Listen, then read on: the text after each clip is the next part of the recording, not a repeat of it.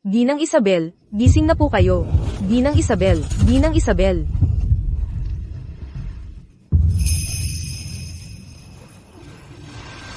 Nasaan ako? Ginang Isabel. Ito po ang pribadong hasyenda ni Ginoong Marco de la Cruz. Marco de la Cruz. Ginang Isabel.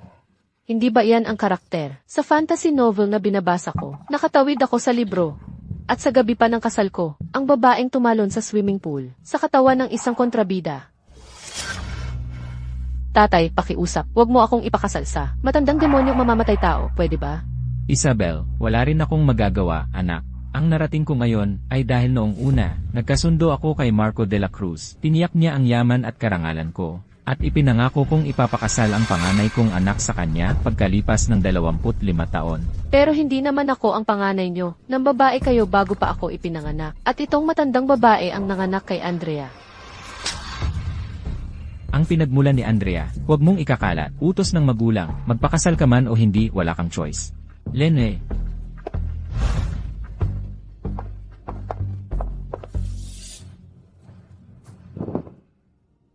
Sa huli, galit, may hinanakit, at takot na mabuko ang pinilit na pagpapakasal si Isabel.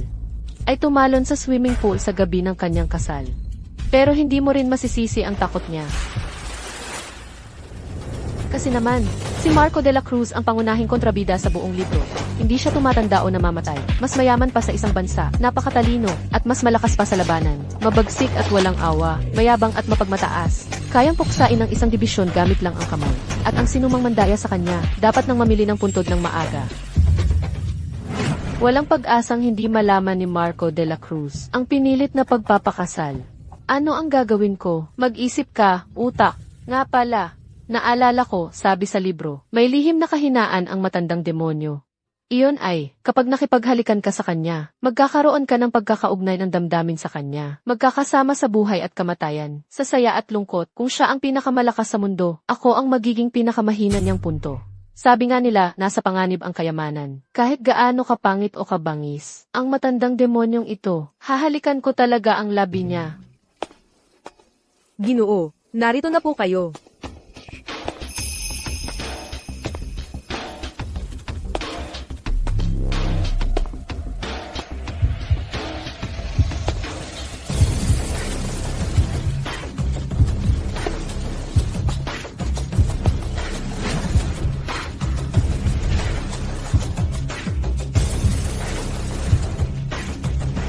Ganito pala itsura ng matandang demonyo. Ganito pala itsura ng dakilang demonyo. Napaka-importante ng impormasyong ito. Hindi man lang nabanggit sa libro. Kalmahan lang. Kahit nagwapo siya, madilim naman ang puso niya. Halikan siya. Anong ginagawa mo? Nakita ko ang aking asawa. Medyo na-excite lang. Hindi ka ba noon umiiyak ng umiiyak? At maging nagbalak pang magpakamatay sa tubig? Umiyak ako dahil gusto ko nang magpakasal. Ang pagtalon sa tubig, tulad ng nakita mo, dahil lang sa nadulas ako. Ihatid mo siya sa kanyang kwarto.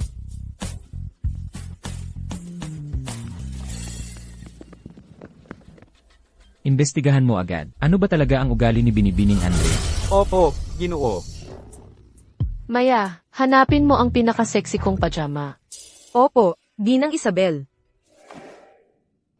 Asawa, ang ganda ng buwan ngayong gabi. Pero mas maganda ka.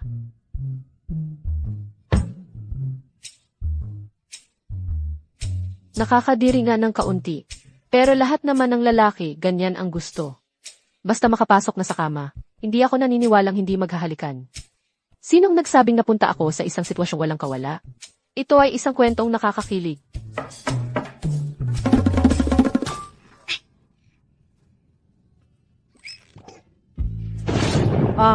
Sabi po ng Ginoo, magpahinga ka ng maaga. Hindi ba siya pupunta para gawin yon sa akin?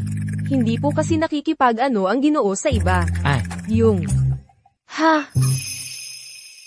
Akala ko ba hindi siya takot humalik? Kaya pala may bug na pagkakaugnay ng damdamin. Kaya pala single siya ng matagal. Mukhang kailangan ko talagang umaksyon.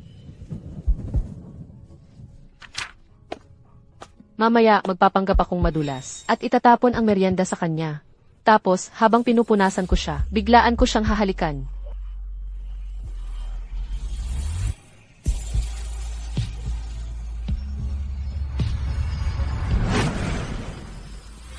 Asawa, kumain ka ng merienda.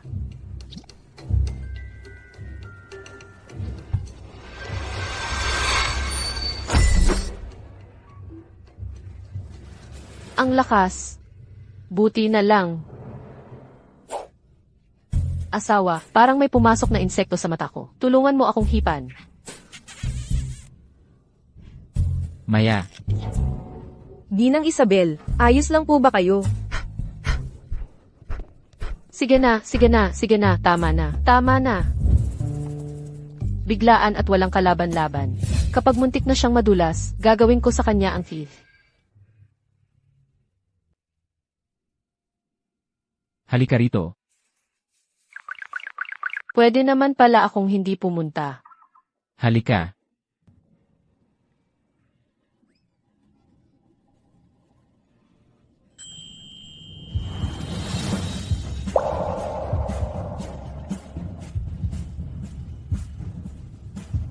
Ano ba talaga ang gusto mong gawin? Ano ba talaga ang gusto mong gawin? Gusto ko lang. Halikan ka.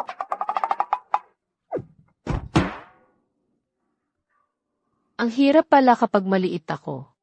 May alam ka ba? Alam kong hindi mo ako gusto. Yung ibang bagong kasal, parang magkadikit. Pero hindi mo pa ako nilingon ng masaya. Gusto ko lang maging malapit sa'yo. Ikaw naman.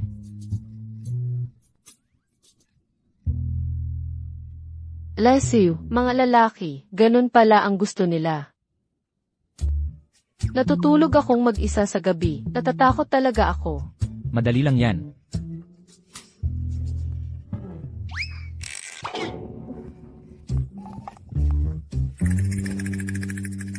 Ginang Isabel, huwag kang matakot, nandito ako. Alanan, Gina, mukha kang hindi masaya. Maya, ang hirap ng buhay ko. Marco, kung ganun, bakit ka pa nag-asawa? Nag-imbestiga na po si Ginoong Marco. Sabi, mahiyain daw si binibining Andrea. Hindi naman talaga siya ganoon. Lanan. Posible kaya, natatakot si Ginoong Ricardo na baka gamitin ninyo ang kanyang anak na babae para takutin siya. Pero hindi rin siya makapaghimagsik sa inyo, kaya nagpadala siya ng peke. Hindi ba tiningnan na ang init ni Isabel dati? Opo. Kung sakali, biglang nagbago ang ugali ni Ginang Isabel. Madaling baguhin ang ugali. Mahirap baguhin ang tunay na pagkatao. Hindi nyo lang talaga nauunawaan ang mga babae.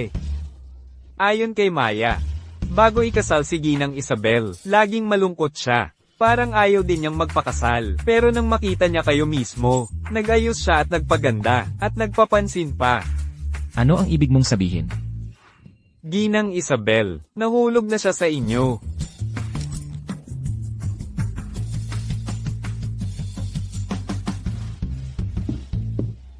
Ginoo, mabuti yan. Dati, laging kayo ang nag-aalala na baka mag-trigger ang pagkakaugnay ng damdamin kapag ginawa ninyo yun. Ngayon, kailangan nyo lang sabihin ang totoo. Kay Ginang Isabel, mahal na mahal kayo ni Ginang Isabel. Pag ginawa ninyo yun, takpan na lang ang bibig.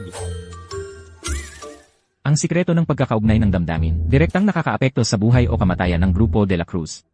Hindi pwedeng magkamali kahit kailan. Naiintindihan ko. Bukas, babalik siya sa magulang. May gagawin ako, mamaya na ako pupunta. Bantayan mong mabuti. Opo. Hindi man lang ako sinamahan ni Marco sa pagbisita sa magulang ko. Nagpadala pa ng tagabantay. Mukhang hindi pa rin siya nagtitiwala sa akin. Isabel. May gusto ka pa rin pala sa akin. Sinadya mo pa na mag-abang sa daan na dadaanan ko para sumubsob sa piling ko. Hindi ba't ito ang bida sa orihinal na kwento? Si Daniel Reyes. Magkababata sila ni Isabel at siya rin ang punong boss ni Isabel sa trabaho. Pero, nang makilala niya si Andrea na dinala sa bahay ni Ginoong Ricardo, bigla siyang nagbago ng pagtingin at umibig kay Andrea. Manloloko, manloloko. Bakit mo ako tinititigan ng ganyan? Sasabihin ko sa iyo, nandito ako ngayon para kay Andrea. Ikaw, huwag ka nang umasa. Ikaw, Hindi karapat-dapat. Kuya Daniel, paano mo naman masasabi yan sa kanya? Nakakalungkot naman talaga. Mukhang hindi pa rin tapos ang relasyon nila ni Daniel. Isabel, huling paalala ko na ito sa'yo. Huwag mo akong masyadong mahalin. Ang taong mahal ko, si Andrea lang.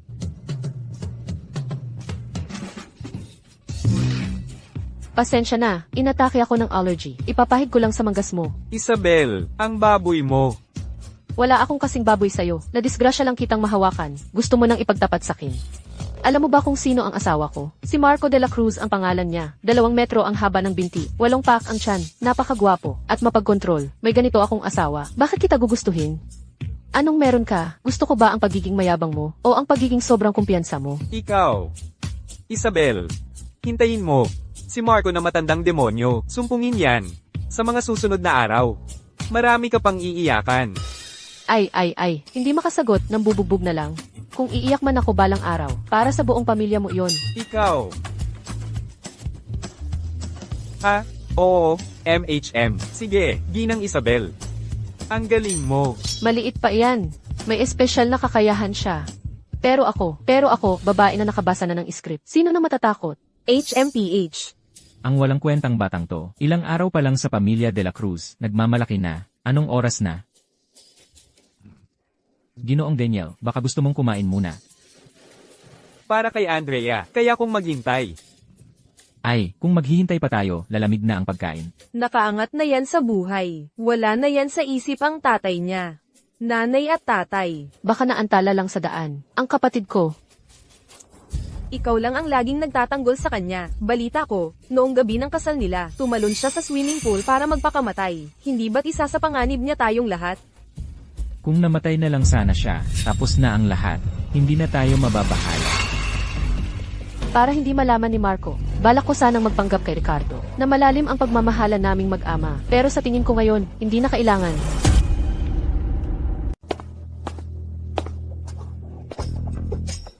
Mukhang gustong-gusto talagang mamatay ako ni tatay. Mabibigo lang siya. Noong kasal, umiiyak pa yan. Ngayon, ang saya-saya. Mukhang mabuti ang pakikitungo sa kanya ni Marco. Nanay, hindi mo ba napansin ang kapatid ko? Kasama ng mga katulong siya umuwi. Ni hindi man lang sinamahan ni Marco sa pagbisita. Talagang hindi siya pinapahalagahan. Mahal kong kapatid, nakarating ka rin.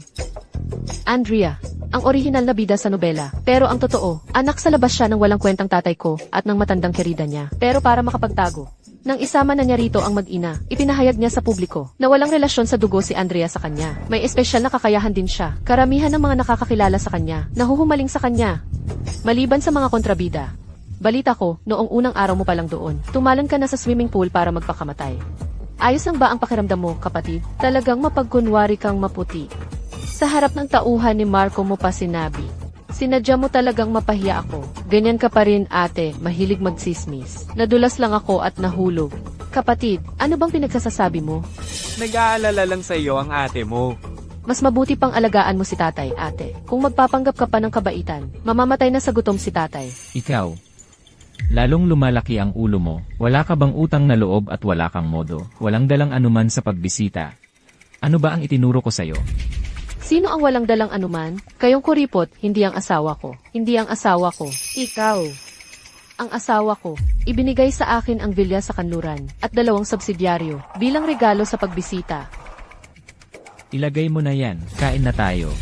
Hindi pwedeng ilagay lang. Plano kong ilagay sa pangalan ni nanay. Ilang taon na sa ospital ng pag-iisip ang nanay mo? Ilang taon na, hindi malinaw ang pag-iisip niya. Anong mapapala niya dyan? Alam mo namang, hirap ang negosyo ngayon, ni hindi ka man lang tumulong. Nako, Ricardo, akala mo ba talagang may dala siyang regalo? Ni hindi nga niya maipakita sa iba, niloloko ka lang niya. Tama, nilinlang ko lang kayo. Isabel, natuto ka na ring magsinungaling.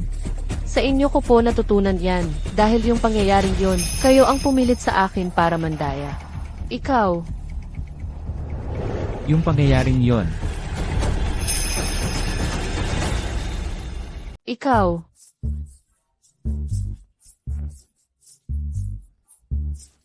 ilang araw na tayong hindi nagkita, anak. Huwag naman tayong mag-away agad. Kain na tayo. Talaga pa lang, epektibo ang pagiging baliw. Itong si Isabel, parang ibang tao na. Hindi naman siya pinapansin sa Hacienda de la Cruz. Normal lang na magkaroon siya ng problema sa pag-iisip. Pero hindi pwedeng ganito lang. Paano kung balang araw, magwala siya, at isiwalat na ikaw ang panganay na anak? Kapag nangyari iyon, pagdating ng panahon, iyong dakilang demonyong si Marco de la Cruz, ay pupunta rito para kunin ka. Paano ka na makakasama ni Daniel? Ano ang dapat kong gawin? Kailangan mong pakasalan agad si Daniel. Kapag may proteksyon ka ng pamilya Reyes, si Marco de la Cruz ay hindi na makakapinsala sa atin. Gusto naman akong pakasalan ni Daniel, pero hindi ako gusto ng nanay niya dahil sa pinanggalingan ko. May magandang paraan ako. Kailangan mong gawing tapos na ang lahat. Naku, nanay, dati sinabi mo pa sa akin na sabihin kay Daniel na hindi ako papayag sa sex bago ang kasal. Mas maganda nga iyon, para maramdaman nilang may utang sila sa iyo. Sabihin ni Ginoong Marco, nasa harap na siya ng bahay ng mga Garcia. Sasalubungin ko siya. Bakit kakaiba ang galaw ni Aling Rosa? Ayon sa oras sa orihinal na kwento, wala dapat na salusalo sa pagbisita ngayon. Sa halip, si Aling Rosa ang maglalagay ng lason kay Daniel Reyes para magkaroon ng relasyon sina Daniel Reyes at Andrea Garcia. Mukhang itong basong ito ay isang magandang pagkakataon para si Marco. Ang unang humalik sa akin. Nauuhaw na ako. Binibining Isabel, hindi po ito para sa inyo. Iinom muna ako, saka ka na lang kumuha ng panibago. Hindi talaga ito pwedeng inumin. Ano ang ginagawa ninyo? Dinadalhan ko po si Ginoong Daniel ng tubig.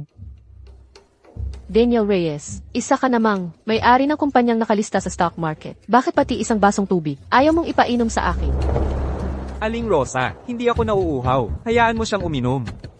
Hindi naman lahat ay pwedeng uminom nito. 2 araw lang akong wala rito. Ngayon, pati isang basong tubig. Ayaw nang ipainom sa akin. Huwag mong ipainom sa kanya. Kapatid na babae. Huwag mo siyang payagang uminom. Kapatid, kung ikaw ang nauuhaw, ikaw ang magbuhos ng tubig mo. Bakit mo kailangang agawin kapag ayaw ninyong painumin ako, lalo kung iinumin ito? Hoy, binibining Isabel, sweetheart, baliw na nanay mo ba ang nagturo sa'yo nito? Ako ay isang Garcia at ito ang bahay ko. Umiinom ako kung gusto ko. Binibining Isabel, hindi mo talaga pwedeng inumin yan.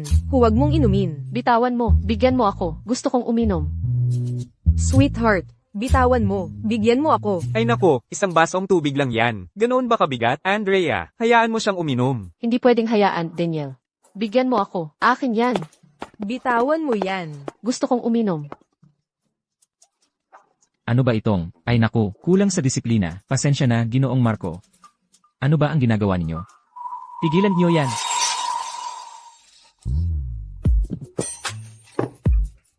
Asawa, tingnan mo ang anak mo. Dahil lang sa isang basong tubig, nasugatan niya ang kamay ko. Isabel, Ano ba ang nangyayari sa'yo? Wala ka bang respeto sa mga nakatatanda? Gusto ko lang naman uminom ng tubig. Bakit kayong lahat ay humahad lang sa akin? Baka may kakaiba sa tubig na ito. anong kakaiba ang mayroon sa isang basong tubig? Isabel, sa tingin ko, ikaw ay mayroon lang. Persecution complex. Ang babae ko ay hindi pwedeng punahin ng Ginoong Daniel. HMP. Ang pagpapalaki ng Ginoong Marco, ngayon ko lang naranasan. Ang ginang Isabel ninyo ay talagang napakamatigas ang ulo. Ang asawa ko, si Marco de la Cruz, ay may karapatang maging matigas ang ulo. Ang galing. Gusto ko yan. Oras na para umarte. Asawa, pinagkakaisahan nila ako. Aray, Array.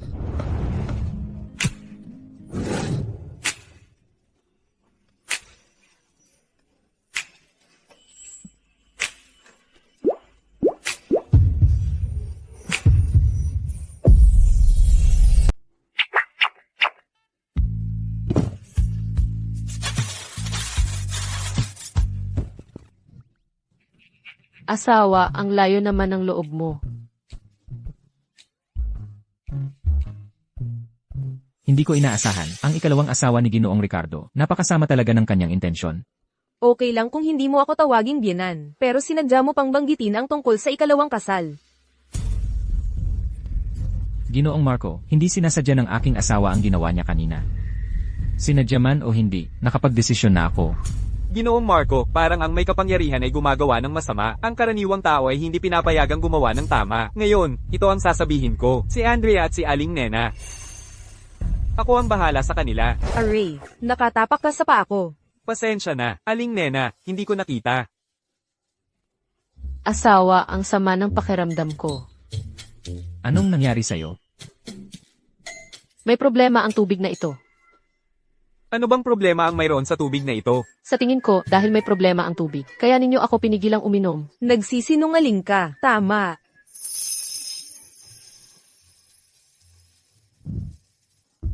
May lason sa tubig. Walang panlunas ang laso na ito. Ang tanging paraan lang ay, ano ang tanging paraan? Ang tanging paraan ay ang asawa ang makakalunas. Asawa. Tulungan mo ako.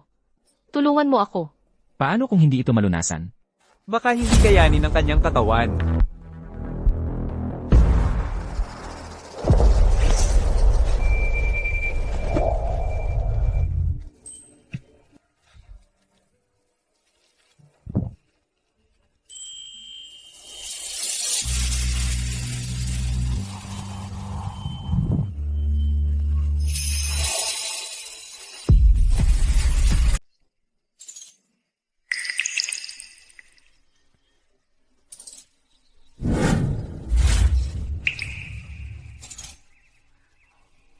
Huwag kang kikilos.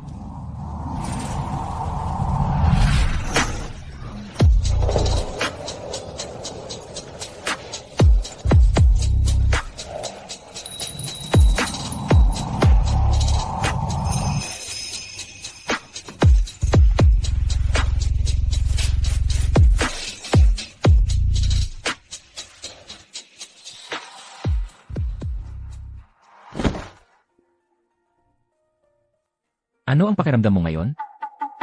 Ano pa ba ang mararamdaman ko? Nasayang lang ang gamot. Ganun na nga, pinagbawalan mo ako gamit ang panyo. Salamat sa pagsagip mo sa akin. Trabaho ko lang yon. Salamat din sa'yo, sa pagsalita mo para sa akin sa harap ng pamilya Garcia ngayon. Asawa kita. Ni hindi mo nga ako hinahalikan. Paano mo nasabing asawa kita? Ano ang sinabi mo? Sabi ko, ikinararangal kong maging asawa mo. Magpahinga ka muna. Pag okay ka na, uwi na tayo.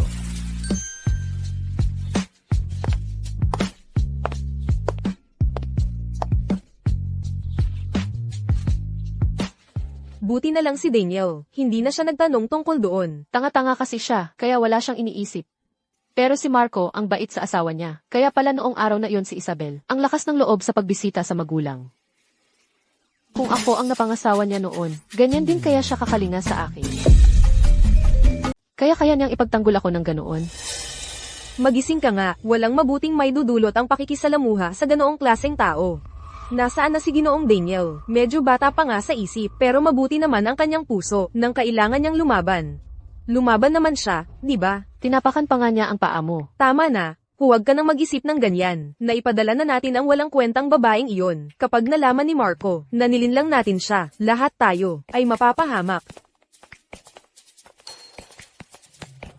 Ginoong Marco, baka gusto ninyong sumakay muna. May ilang paalala lang ako kay Isabel.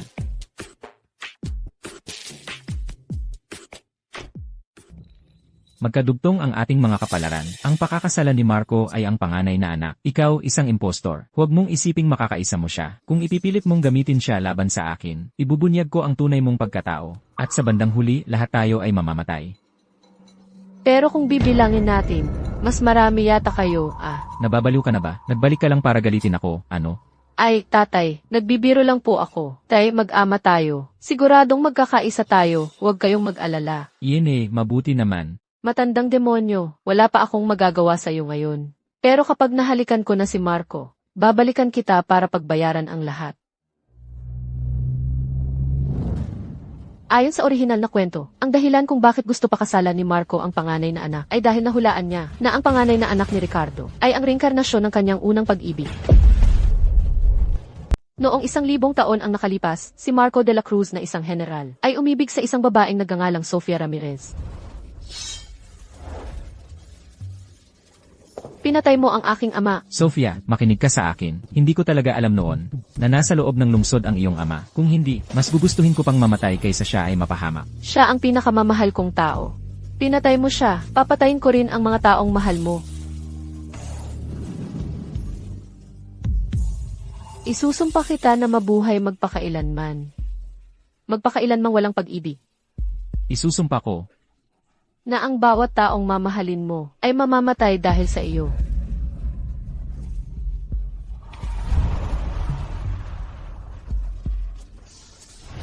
Kaya sa orihinal na kwento, pagkamatay ni Isabel Garcia, hindi nagulat si Marco de la Cruz.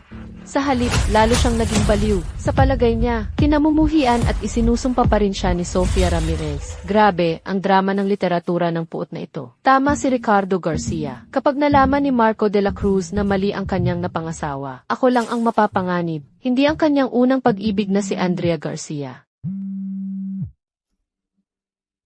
Ang kapal ng mukha ng pamilya Lim, gumagawa sila ng kalokohan sa ilalim ng aking ilong. Simula ngayon, wala na ang pamilya Lim. Ayon sa kwento, ang pamilya Lim na ito, dahil nilim lang si Marco de la Cruz, ay biglang nawala sa lungsod. Kung hindi ko siya mahalikan kahit ako ang unang lumapit. Mula ngayon, sikapin kong bawasan ang direktang pakikisalamuha sa kanya. Para hindi ko magalit. Sinisadya niyang lumayo sa akin. Nitong mga nakaraang araw, bakit hindi ko nakikita si Ginang Isabel? Ayon kay Maya, huling gabi na siyang nag-overtime. Kasi naman, ang kanyang boss ay si Daniel Reyes, ang gago. Nagtatrabaho siya sa kumpanya ni Daniel Reyes. Oo. At siya pa ang personal na asistante. Bakit hindi mo agad sinabi sa akin? Hindi po. Naimbestigahan ko na po yun dati. Naibigay ko na po sa inyo ang mga datos. Hindi nyo po tiningnan.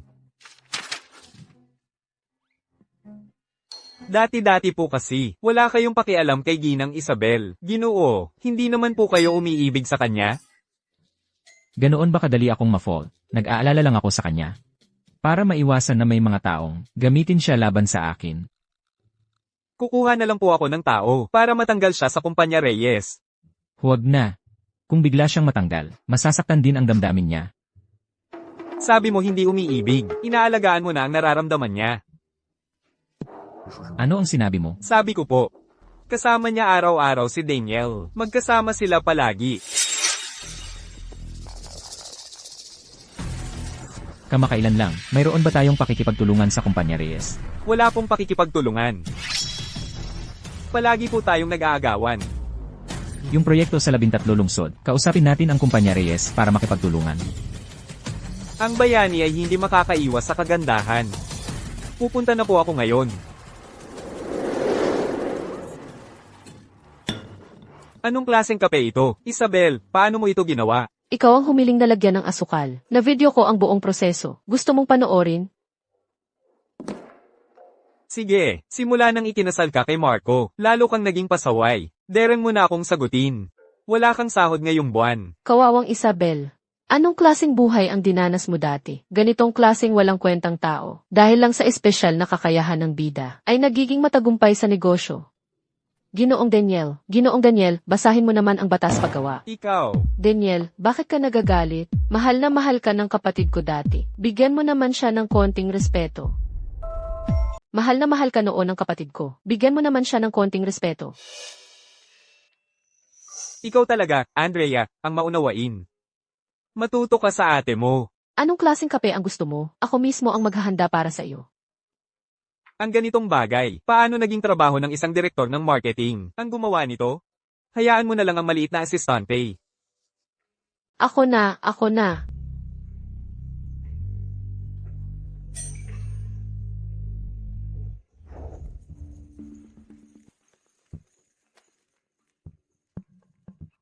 Umuwi na kayong lahat. Dahil mahal na mahal noon ni Isabel si Ginoong Daniel, bigyan natin siya ng oras para mag-process. Lagyan natin ng ilang kutsaritang asin. Tapos, kalahating lata ng paminta. Haluin natin ng mabuti.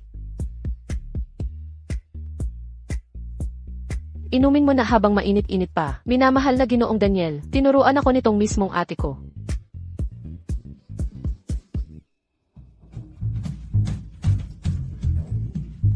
Kumusta ang kape na inihanda ng ate ko?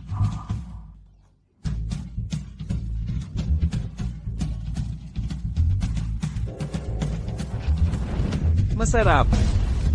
Matuto ka ng husto sa ate mo.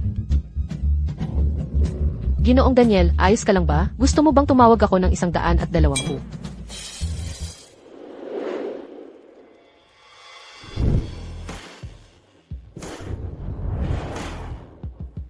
Ginoo, ang maliit na proyekto ng 13 lungsod. Hindi na kailangang sundan mo ng personal, di ba? Unang beses pa lang nating makipagtulungan sa kumpanya Reyes.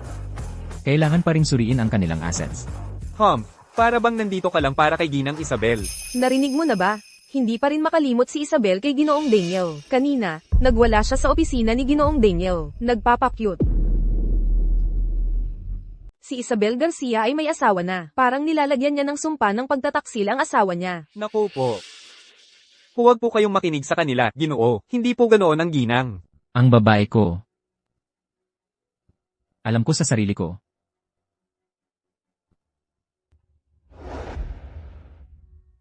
Ginoong Marco.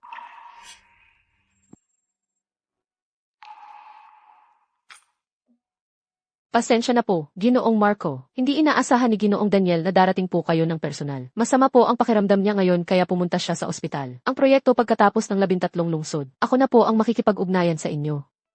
Nasaan si Isabel? Pagdating mo, si Isabel Garcia agad ang hinanap mo.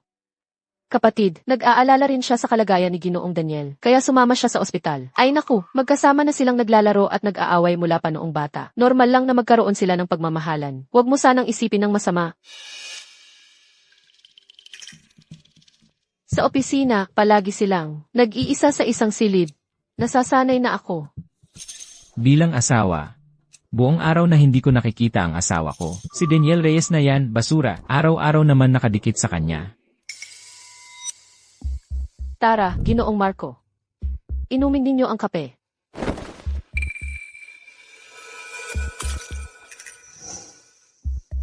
Pupunasan ko po. Abala ako sa pag-isip kay Isabel Garcia, kaya hindi ko napansin na may lumapit sa akin.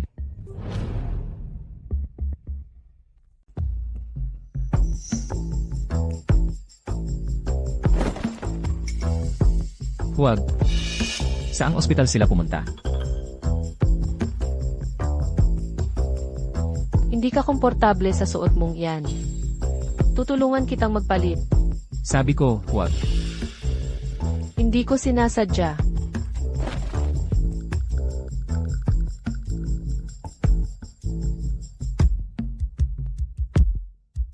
Bakit ganito kalayo ang trato sa akin ni Marco? Ako naman ang tunay niyang mahal.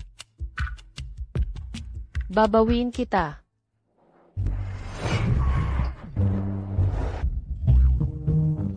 Isabel, pwede bang dahan-dahan lang ang pagmamaneho mo? Gusto mo ba akong patayin sa pagkaalog? Ay boss, iniisip ko lang naman ang kaligtasan mo.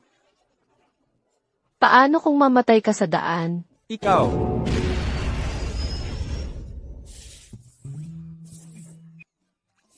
Tiwala lang boss, pagdating sa ospital, ipapagastric lavage ka agad. Gastric lavage? Ayoko ng gastric lavage. Uuwi na ako. Sigurado ka bang ayaw mo? Uuwi ako. Ayos, maaga akong makakauwi ngayon, katulong.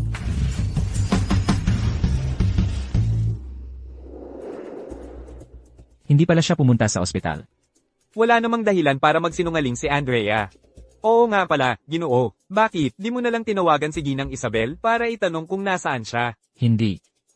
Bahala siya kung saan siya pumunta. Umuwi na tayo. Sa oras na ito, imposibleng nasa bahay si Ginang Isabel. Alam mo namang mapagsamantala si Ginoong Daniel. Saan kaya sila pupunta? Ayan, ayaw mong tumawag. Tapos ngayon, tinatanong mo sa Kin. Wala talagang solusyon, Ginoo. Eh di ikaw ang tumawag sa kanya. Tumawag ka sa kanya.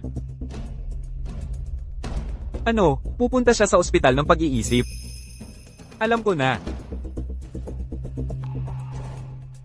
Pumunta siya para dalawin ang nanay niya. Oo.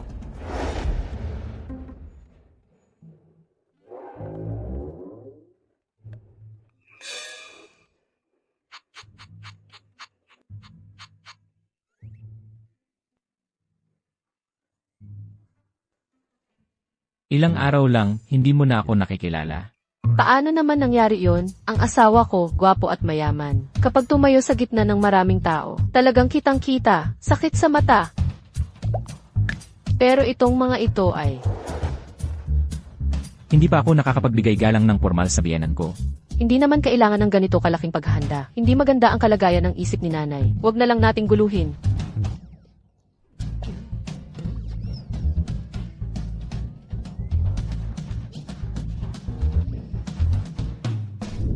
May tao ba dyan? Tulungan niyo ang Isabel ko. Akin siya. Carlo, tulungan mo ang kapatid mo. Akin si Carlo. Nanay, ayos ka lang ba? Isabel, mabait ka. Isabel, huwag kang matakot. Nandito si nanay. Nandito si nanay. Nandito si nanay.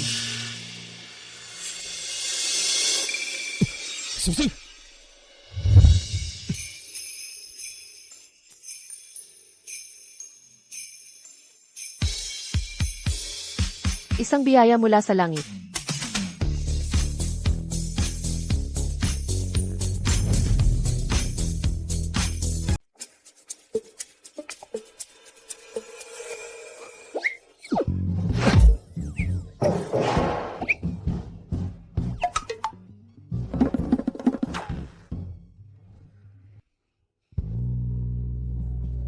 Ayos ka lang ba? Ayos lang ako. Pasensya na, emergency kasi. Hindi ko nakontrol ang lakas ko. Galit ka ba? Wala naman akong masyadong problema. Sabi mo nga, emergency. Naiintindihan ko. Sa susunod, dahan-dahan lang. Mukhang, ito pala ang mekanismo ng depensa ng orihinal na kwento. Nag-aalala ito na kapag ako ay nahalikan si Marco. At nakipag-ugnayan sa kanya, masisira ang daloy ng kwento. Pero, mukhang hindi naman masyadong masama si Marco sa akin. Baka pwede kong gawin ang mga bagay na gusto niya. Mamaladi muna ako rito ngayon. Isabel, huwag kang umiyak. Nanay, ayos ka lang ba? Sa nobela, si Elena Garcia ay isang mayamang dalaga. Nagpakasal siya sa walang kwentang ama ni Isabel. Nang nakatatag na siya sa lipunan, sunod-sunod niyang pinatay ang lolo ni Isabel Garcia at si Kuya Carlo. At ipinasok pa niya si Elena sa ospital ng pag-iisip hanggang sa mabaliw siya. Kung sasabihin ko ito kay Marco, baka malaman niyang pinalit lang ako sa kasal. Okay lang kung ayaw mong sabihin. Wala yon. Lumipas na yon. Hindi ka ba masaya sa piling ng pamilya mo? Pagsasama ng dalawang pamilya, hindi maiiwasan ang away. Nanay, maaga pa. Magpahinga ka na. Hindi ikaw ang anak ko.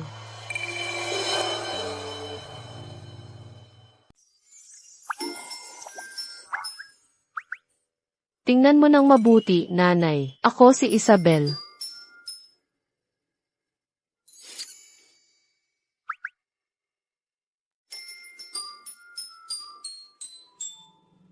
May nunal din sa braso si Isabel.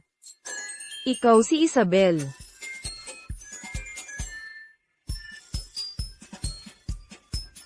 Nasugatan ka. Masakit ba? Hindi masakit.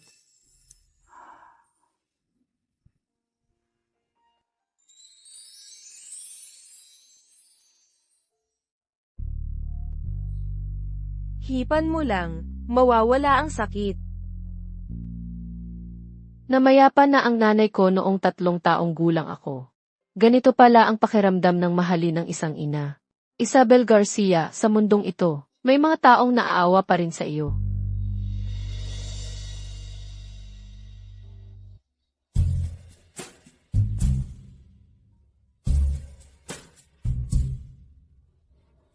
Ikaw ang itinulak kay Isabel kanina. Masamang tao ka. Naku, ang tapang mo naman. Hinampas mo pa ang dakilang demonyo.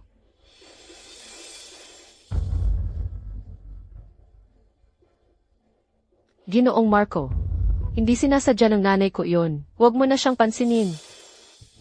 Ayos lang. Sino ka? Huwag mong isipin na dahil matangkad ka, ay may magagawa ka. Subukan mong apihin si Isabel ulit. Papaluan kita ng anak ko. Wala akong ginawa. Nanay, wala talaga. Isabel, huwag kang matakot. Nandito ang nanay mo. Maging matapang ka. Nanay, wala talaga siyang ginawa sa akin. Kung aapihin mo pa ang anak ko, papatayin kita.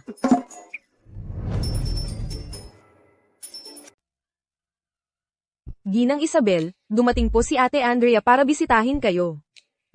Sa araw ng Sabado at Linggo pa naman. Sino iyon? Ayoko. Ah, Sino? Sino ang bumisita sa akin? si Ate Andrea po. Andrea. Ano ang pakay niya?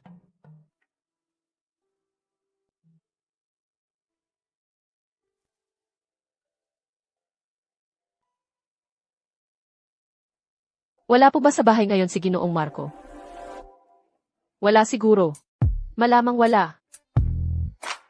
Asawa mo, kung nasa bahay o wala, hindi mo alam. Karaniwan, hindi kami nakikialam sa isa't isa.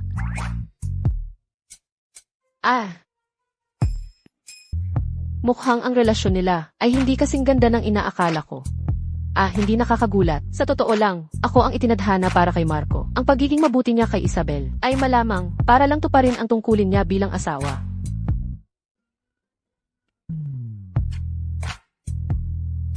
Ate, bakit mo naisipang bisitahin ako ngayon?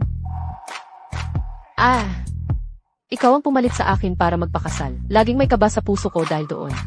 Naiintindihan ko ang gusto ni tatay. Gusto niyang gamitin ako para mahuli si Daniel na mayamang manliligaw. Kaya ikaw na lang ang pinakasal kay Marco.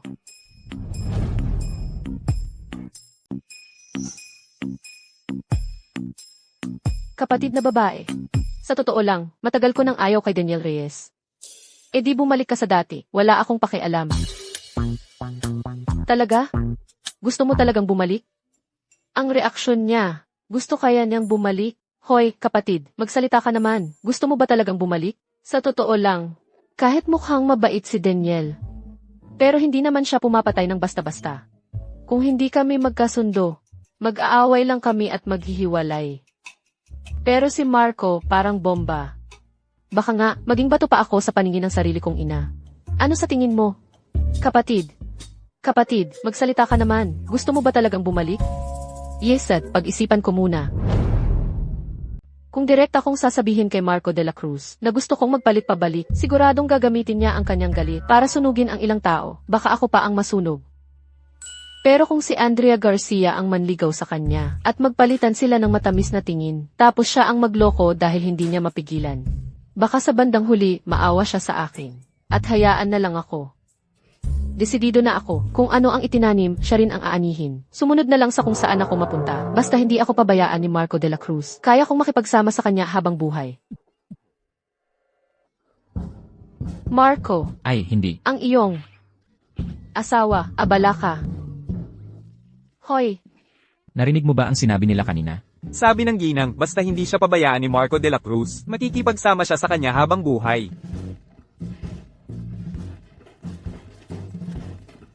kapatid na babae, kanina pa kita sinusubukan para malaman kung ano talaga ang nararamdaman mo kay Marco de la Cruz. Huwag mo sanang isipin ng masama.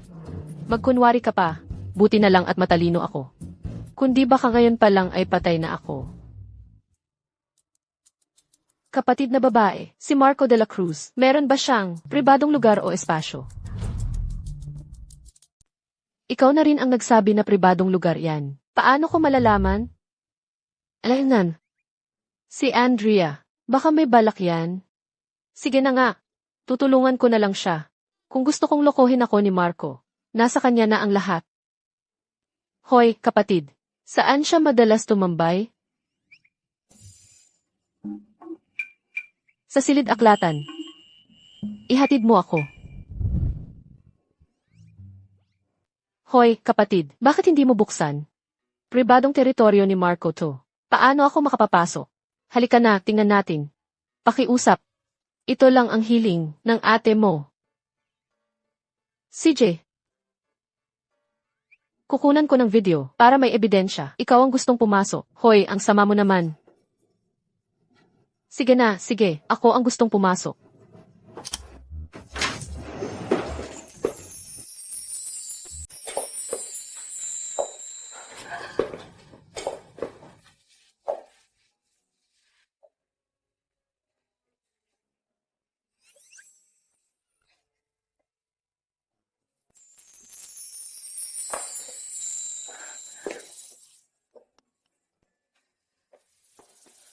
Ano ito? Mukha si Marco de la Cruz ito, ang taong nasa puso niya. Sofia Ramirez. Kapatid na babae. Tingnan mo ang tao sa larawan. Kamukha ko ba?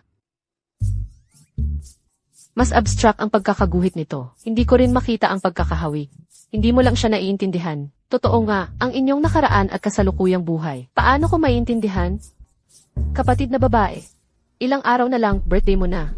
Maghanda tayo ng isang pamilyang hapunan. Birthday lang naman yan, di ba? Hindi naman kailangan ng malaking handaan. Kapatid na babae. Ihanda mo na. Ito ay pagmamahal ng iyong ate sa'yo. Mukhang may balak si Andrea sa hapunan. May gagawin siyang katarantaduhan. CJ, suportahan natin. Kailangan talaga nating suportahan.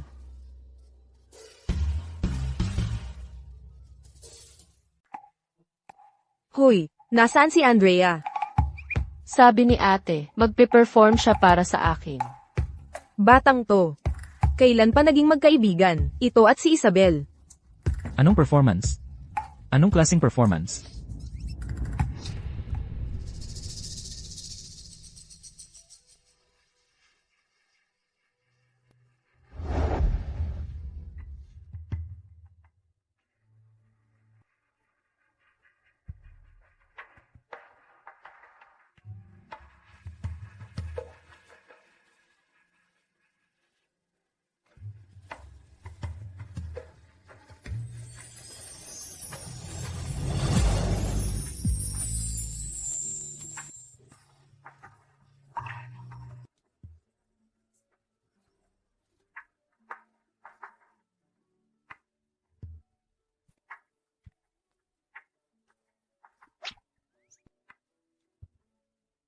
Ang galing ng plano ni Andrea. Walang ginastos na kahit anong puwersa. Agad-agad na nailapit si Marco sa mga alaala noon.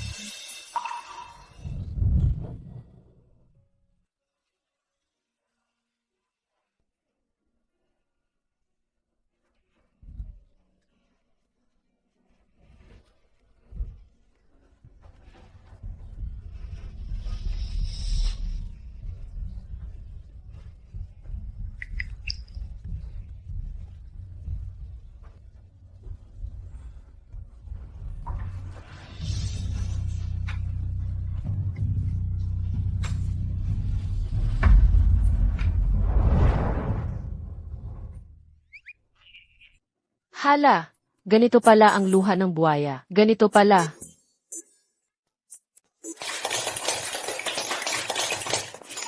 Ang galing mong sumayaw. Ginang Isabel, kulang ba siya sa bait? Yung asawa niya, ang tagal tumingin sa ibang babae. Umiyak pa, nakakangiti pa rin siya. Ginang, Mabait talaga siya, pero medyo tanga lang. Kumusta? Ang programa ko. Nagustuhan mo ba? Birthday ngayon ni Isabel. Gusto niya. Gusto ko rin. Kanina umiiyak ka naman. Bakit ang tigas pa rin ang mukha mo? Marco, mali ka dito. Alam mo ba kung bakit? Kayo ni Sofia ay naghiwalay? Dahil hindi ka nagsasalita. Magpaliwanag ka. Magpaliwanag ka nga. Anong nangyayari sa'yo? Bakit ka nanginginig? Wala. Isabel na walang kwenta. Sa mga importanteng sandali, sinasadya mong magpatawa para sirain ang plano ko. Bakit kayo pa ang galit? Tinutulungan ko kayo, okay? Kanina pa kita umiiyak. Ayaw mo pang aminin. Ha? Kanina lang. May pumasok na buhangin sa mata ko. CJ. CJ. Wala nang pag-asa. Matigas talaga ang ulo mo. Marco, ikaw ay hinatulan ng pag-ibig na magpakailanmang nag-iisa. Ginoong Marco, isang tagay po. Ay, naku. Andrea, nababaliw ka ba? Tatay, Sa akin talaga si Marco. Bakit hindi ko pwedeng sabihin yon? hindi ba't ayaw mo ngang pakasalan siya? Hindi ba't sinabi mo noon na matanda at mabagsik siya? Natatakot ka sa magagawa niya sa'yo? Kung hindi dahil doon, paano ako magkakalakas ng loob? Nalokohin si Marco. Wala namang nagsabi sa akin noon. Na ganoon pala siya. Andrea, masyado ka pang bata. Si Marco ay matangkad at gwapo, at marami siyang kaya. Pero makakain ba niya yan? Sa mga nakaraang taon, marami na siyang pinatay, marami na siyang kaaway. Kung magiging asawa mo siya, hindi ka ba natatakot sa mga gaganti sa kanya? Ano naman kung magiganti siya? Para sa kanya, handang-handa ako. Kami ay magkasuyo sa nakaraang buhay. Hindi mo alam kung ilang taon na niya akong hinihintay. Ngayon, narito na siya sa harap ko. Kahit mamatay man ako, kasama ko siyang mamamatay. Ikaw. Ako si Ricardo Garcia. Paano ka naging ganito? Isang bulag sa pag-ibig. Nanay, Ang sikretong iyon. Dapat ko bang sabihin kay Andrea? Hindi ko alam kung ano ang ginagawa niya. Ngayon, nakangarap pa ako na sana maalala niya ang mga nangyari sa nakaraan. Mas mabuti na rin sigurong hindi niya maalala. Para naman, hindi siya masaktan.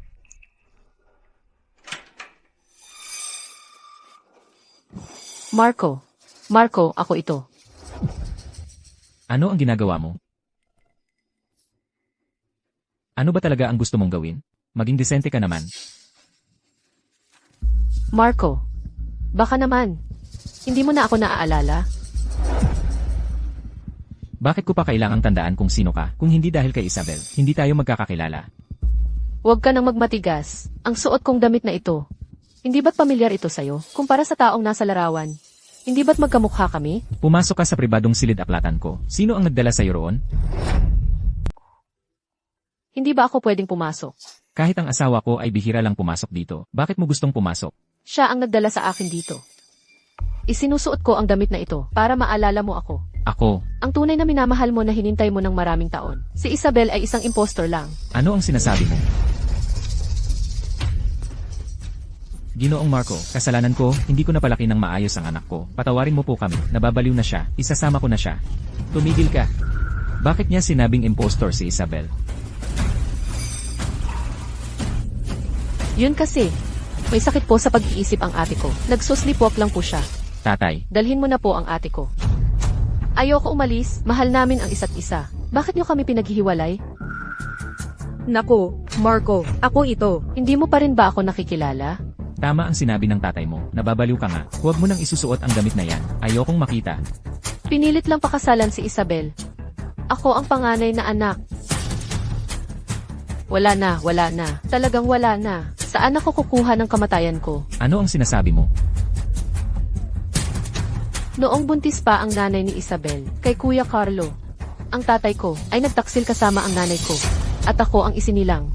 Mas matanda ako ng 1 taon kay Isabel. Ako ang panganay na anak ni Ricardo. Ang minamahal mo. Ricardo, niloko mo ako. Ginoong Marco, huwag po kayong makinig sa kanyang mga kasinungalingan. Si Isabel Garcia ang aking panganay na anak. Ako at si Andrea Garcia. Walang anumang relasyon sa dugo. Ang nanay niya at ako, ilang taon lang kaming nagkakilala. Tatay, tigilan mo na ang pagsisinungaling.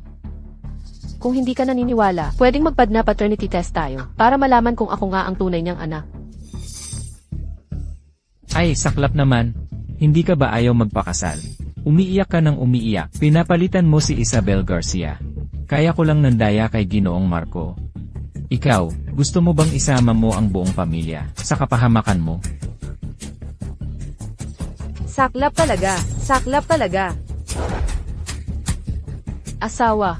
Ay, hindi pala. Ginoong Marco. Ang bagay sa pinilit na pagpapakasal. Hindi po talaga ako ang mastermind. Pinilit lang din po ako. Wala rin po akong magawa. Sabi niya, kung hindi ako ang papakasal kay Andrea Garcia, papatayin niya ang nanay ko. Pinilit lang din ako. Kaya noong araw ng kasal, tumalon ka sa tubig. Nagpakamatay ka ba? Pero hindi talaga kita sinasadya. Natatakot lang ako na malaman mong niloloko ka namin. Ricardo, dapat kang mamatay. Hindi ko talaga sinasadya na lokohin kayo. Ano naman kung hindi siya ang panganay na anak? Ikaw ang gusto ko.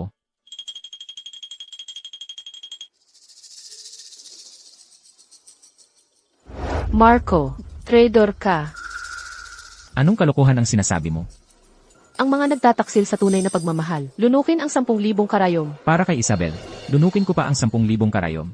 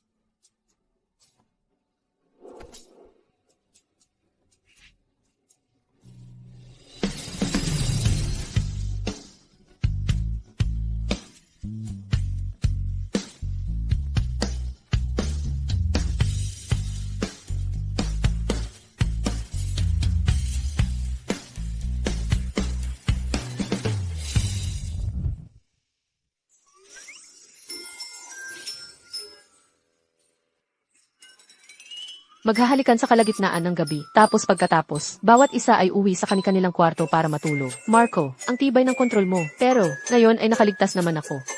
At nakatali pa ako sa dakilang demonyo. Kahit na pamalit lang ako.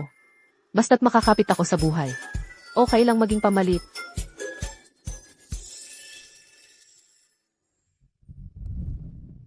Ginoo. Hindi ba natin bibigyan ng leksyon ang pamilya Garcia?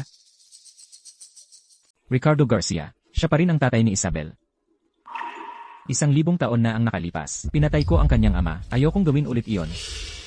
Nauunawaan ko. Ang seguridad sa Hacienda de la Cruz, kailangang i-upgrade.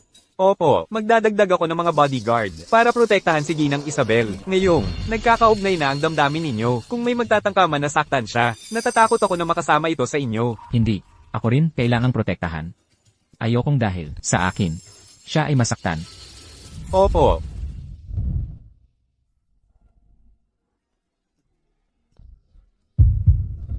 Mabilis ang tibok ng puso. Ang tagal ko nang nabubuhay.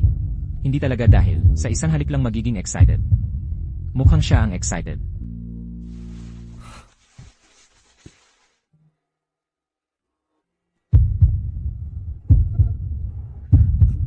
Bakit mabilis pa rin ang tibok?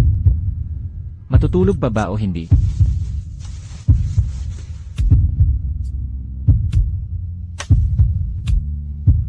Ang tindi ng tulog. Bakit mabilis pa rin ang tibok ng puso? Nagkakasakit kaya?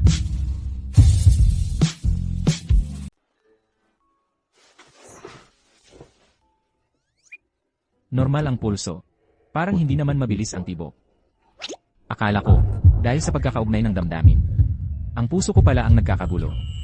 Mukhang, ang pagkakaugnay, ay para lang maramdaman ko ang nararamdaman niya. Hindi nito mapaparamdam sa kanya, ang nararamdaman ko.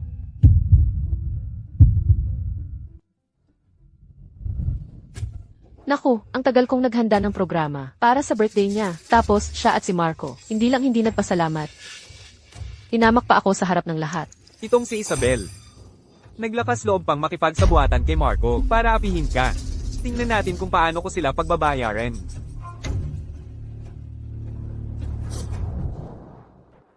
Ang proyektong 13 lungsod. Ang asawa mo ang nag-ugnay para sa pakikipagtulungan. Kung ganoon, ikaw na ang bahala. CJ, Sweetheart, tingnan mo, papatayin kita. Hoy, Ginoong Tan. Sa opisina pag-uusapan ng proyekto, anong saya doon? Sa club na lang tayo. Sakto, may kasama akong babae. Para ma-entertain niya kayong lahat. Walang problema.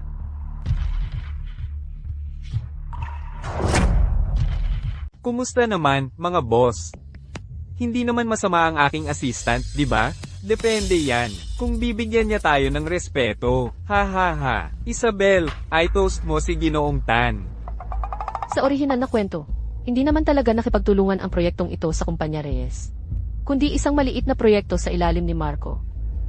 Ibig sabihin, sa totoo lang, mga kliyente ni Marco ang mga taong ito. Kaya huwag kang magagalit kung magpapanggap ako. Sa totoo lang, Daniel, nang ipagkatiwala mo sa akin ang proyektong ito, akala ko noon gusto mo akong ipahamak. Hindi ko inakala na gusto mo pala akong gamitin. Hihihi, gamitin ang iyong kagandahan. Ahahaha, tama ka. Gamitin ang aking kagandahan para pahupain ni Marco ang kanyang galit sa inyo mamaya. Sino ba ang asawa mo? Hala, Ginoong Daniel, hindi mo ba sinabi sa kanila kung sino ang asawa ko? Ginoong Daniel. Sino ba ang asawa ng magandang ito? Ang asawa niya ay...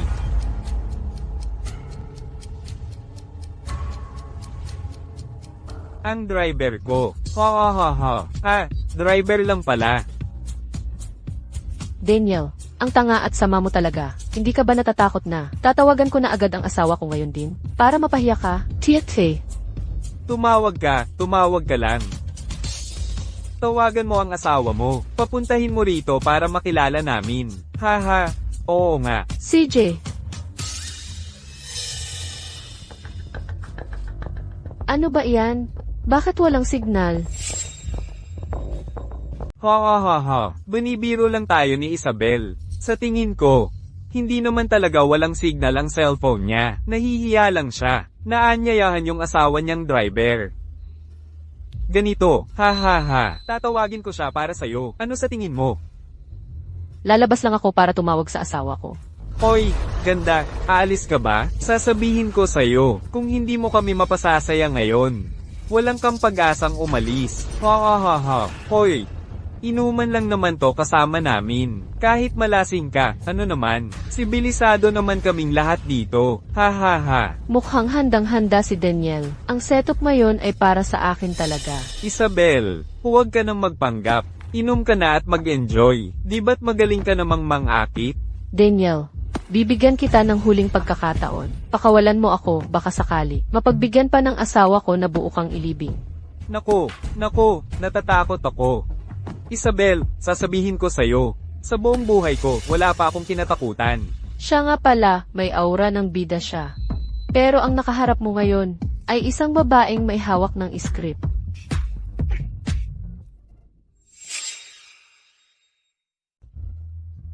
Ano ba yan, nagwawala ka pa? Kami pa, mahilig kaming manood ng magagandang babaeng nagwawala. Ha ha ha. Daniel, kahit anong plano mo, siguradong di mo inaasahan to. Na may iba pa pala kaming paraan ng komunikasyon ng asawa ko.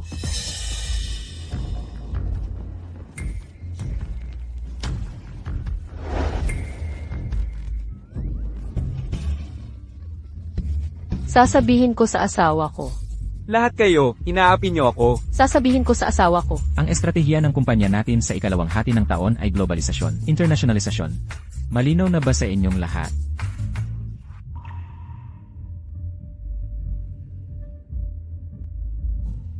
Bakit umiiyak si Ginoong Marco? Oo nga. Anong nangyayari? Umiiyak ako. Bigla akong naging malungkot. Si Isabel kaya? Ang daming luha. Tiyak na sobrang lungkot niya ngayon. I-pause muna ang meeting.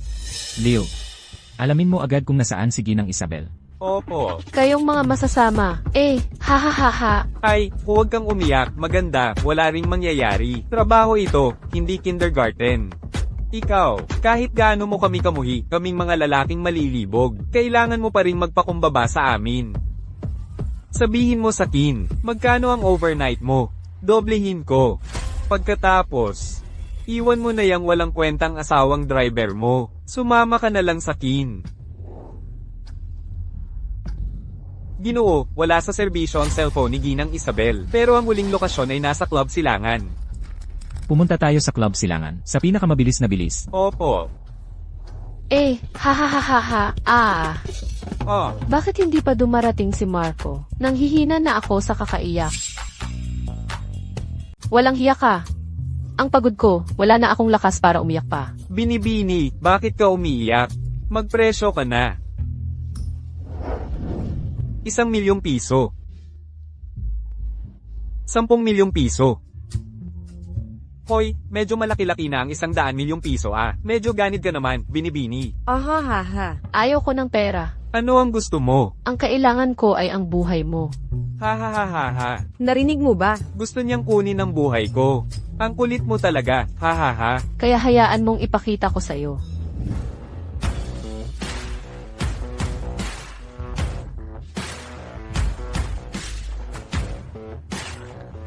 Asawa, pinagtripan nila ako. Wala ka bang nasaktan? Ikaw ba yung driver? Driver. Ikaw ang nagsabi sa kanila na driver ako. Si Daniel Reyes ang nagsabi, at hindi niya ako pinayagang magsalita. Oo, ako ang nagsabi. Anong problema? Oo, tama. Ako ang nagsabi noon, ano ngayon? Ito. Anong klaseng driver ito? Ang bilis ng takbo ng sasakyan. Hindi ko nga nakita ng malinaw. Kuya, nagkamali ako. Kuya, array. Asawa, pati sila. Ako na ang bahala. Ako na, ako rin, ako na. Leo. Yung mga kasangkot sa pananakit kay Ginang Isabel, ayusin ng tuluyan. Si Daniel Reyes naman? May espesyal ba siya? Opo. Pero si Daniel Reyes pa rin ang bida sa orihinal na kwento. Kung papatayin siya, baka magdulot ito ng pagbagsak ng buong mundo ng kwento. Sa bandang huli, baka mawala rin ang nanay ni Marco, si Leo, si Maya at lahat sila. Asawa, wag na lang tayong pumatay. Natatakot ka? Natatakot lang ako na baka masaktan ka. Unang beses ko lang marinig sa'yo ng mga salitang ganito kaseryoso. Ethan, asawa, ano ang balak mong gawin? Siyempre, susundin ko ang gusto ng aking asawa. Pero may maliit akong hiling. Ano? Sinabi mo, Muli tayong magpakasal. Gusto kong malaman ng lahat na ikaw ang aking asawa. Ang sinumang kaaway mo ay kaaway ko. may isa pa akong tanong. Ethan, bakit ayaw mong mag-resign ako? Nakikita kong maaga kang gumigising at gabi umuwi. Abala ka ng abala pero hindi ka nagre-resign. Mukhang gusto mo ang trabahong ito. Ang mga bagay na gusto mo. Wala akong dahilan para pigilan ka. Sophia, nakilala mo talaga ang isang mabuting lalaki. Sayang lang, pamalit lang ako. Pero masaya na rin ako na naranasan ko ang kaligayahan ninyo. Kontento na ako. Grabe, ang bigat ng kamay ni Marco. Hintayin mo. Pagsisisihan nila ito. Aray, dahan-dahan lang. Daniel, magre-resign na ako. Tanggal ka na. Ayos, makakatanggap ako ng easy panandang pandagdag isa compensation. Ikaw, narinig kong sa susunod na linggo, ikaw at si Marco ay magpapakasal ulit. Pero hindi ko kayo imbitahan. Bless you. Ate mo ako. Hindi ikaw ang magdedesisyon kung imbitahan ako o hindi. Sige, ikaw na. Doon ka sa mesa ng mga nabigo sa pag-ibig. Hoy, ikaw.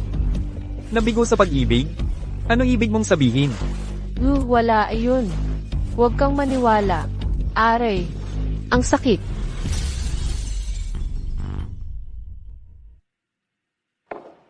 Tatay, kailangan mo kaming tulungan dito. Kung ang ibig mong sabihin ay labanan si Marco de la Cruz, huwag na lang. Bakit? Bless you. Hindi ko siya kayang kalabanin. Noong huli, hindi niya kami pinatay. Iyon ay dahil kay Isabel. Kung patuloy nating susubukan ang kanyang pasensya, baka mawala na ang pamilya Garcia. Huwag kang mag-alala, tatay. Hindi tutulad ng dati. Bakit? Ayon sa manghula, si Marco de la Cruz ay hindi na mabubuhay pagkalipas ng 2 buwan.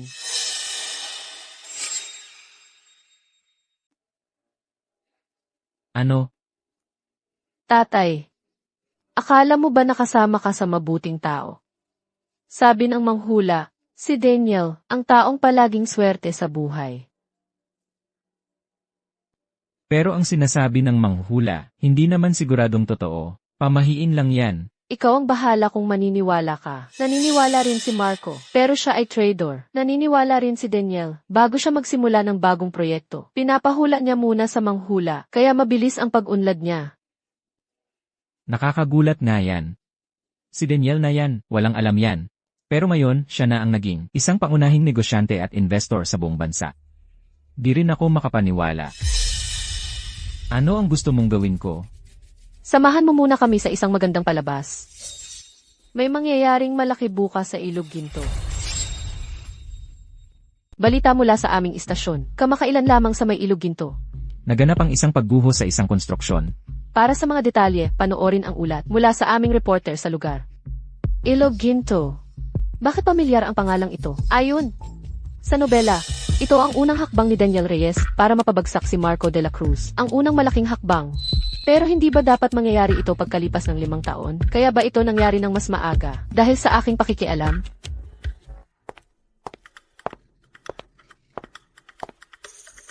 Nagmamadali ka bang magsukat ng trahe de boda? Marco, baka pwede munang huwag na lang ituloy ang kasal. Hindi ba't lahat ng babae ay gustong magkaroon ng isang malaking kasal? Ayaw niyang magpakasal. Baka ayaw niyang malaman ng iba na asawa ko siya. Lanan. Huwag kang mag-isip ng ganyan, hindi ito tungkol sa iyo. Lanan. Hoy, sandali. Kurbata ba ang kailangan mo?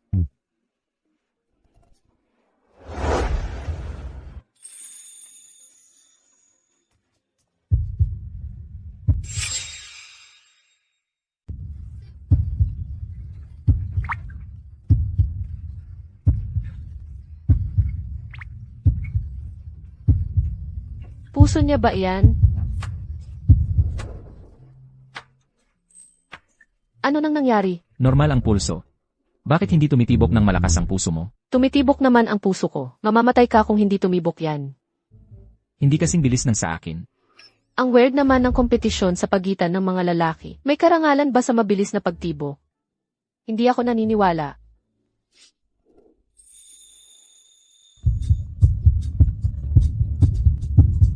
Ay, ang bilis nga talaga. Wala ka bang problema sa puso? Gusto mo bang pumunta sa ospital?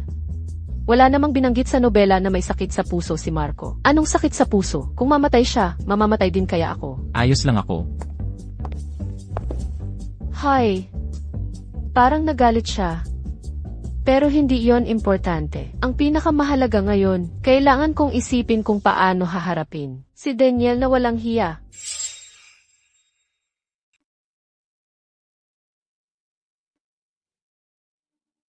Hindi ka nagpapakilig kay Ginang Isabel.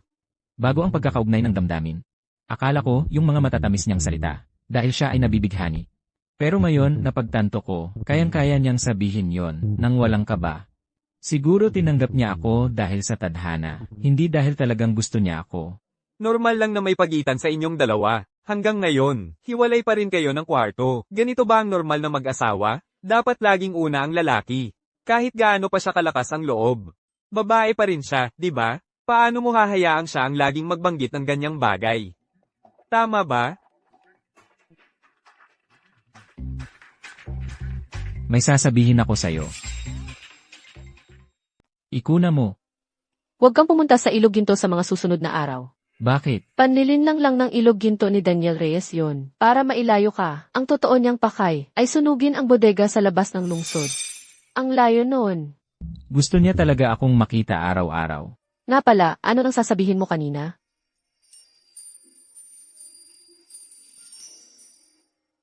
Ano to? Pang-ehersisyo. Pang-monitor ng tibok ng puso. Ayos lang ba sa'yo na magkatabi tayong matulog? Hindi ayos.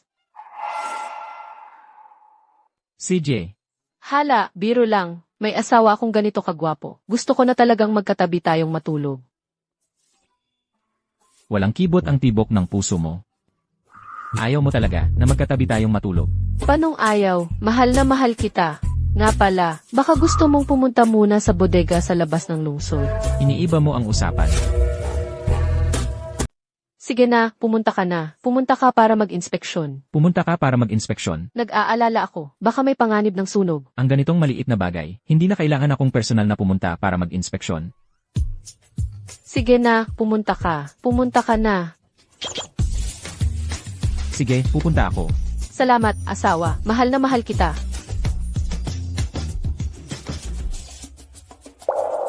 Walang kwenta. Hindi pa magawa ang pagpapasunog. Ano pa ang silbi ninyo? Si Marco de la Cruz na ito, parang alam, ang gagawin natin. Ano na ang susunod nating gagawin? Ang Marco de la Cruz na ito ay isang mamamatay tao. Napakaraming kasamaan ang nagawa niya. Wala ba siyang naiwang kahit isang kahinaan? Hindi ako naniniwala. Oras na para kumilos ang tatay ko. Naku, Isabel, ang mataas na puno ay tinatamaan ng hangin. Narinig ko na marami ngayon ang gustong ipahamak si Ginoong Marco. Mag-ingat ka rin ngayon. Huwag mo akong subukang lokohin. Mga matatandang hayop na rin ako. Bakit mo ako pinakasal sa pamilya de la Cruz noon?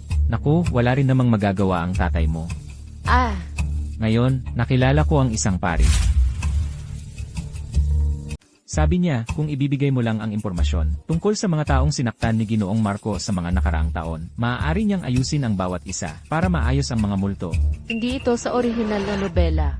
At sa katalinuhan ni Daniel, hindi niya kayang mag-isip ng ganitong masamang plano.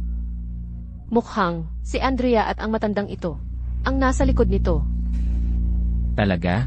Sige, bukas ko ibibigay ang listahan. Mabuti.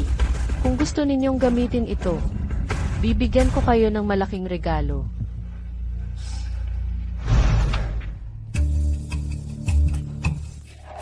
Ano ba talaga ang ginagawa ng tatay mo? Tumutulong ang tatay ko na mangolekta ng mga krimen ni Marco.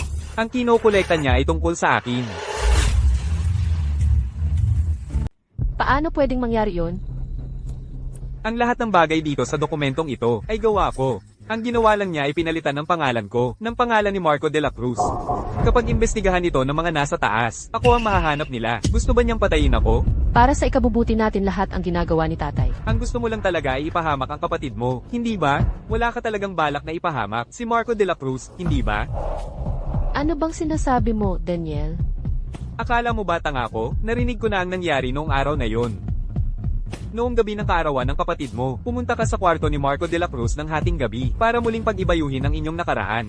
Para muling pag-ibayuhin ang inyong nakaraan. Para muling pag-ibayuhin ang inyong nakaraan. Paninirang puri yan. Walang katotohanan yan. Si Isabel ba ang nagsabi sa iyo, sweetheart? Sabihin mo sa akin, mahal mo si Marco de la Cruz, hindi ba? Daniel, ikaw lang ang mahal ko. Kung hindi, mamatay ako sa kidlat. Ikaw ang panganay na anak na may ugnayan kay Marco de la Cruz sa nakaraang buhay, hindi ba? Ang gusto mo lang talaga ay ang pera ko. Ang gusto mo ay si Marco de la Cruz mismo. Handa ka pang mamatay kasama siya, hindi ba? Daniel, magpakasal na tayo, gusto mo? Sige. Sa susunod na linggo na ang kasal natin. Mabuti. Isabel, Inagaw mo na si Marco sa akin, hindi pa ba sapat yon? Ngayon, pati ang relasyon ko kay Daniel. Sasabotahin mo rin? Gusto mo akong patayin? Mabuti. Napakabuti.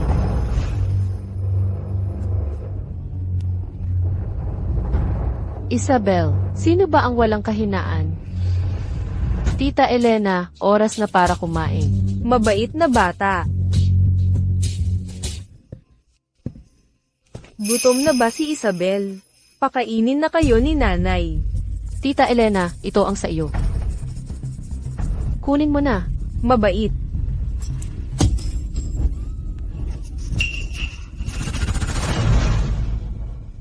napakahuli na ng pagdating ninyo. Malala na ang impeksyon sa sugat ngayon. Mukhang hindi na masasalba ang iyong hintuturo.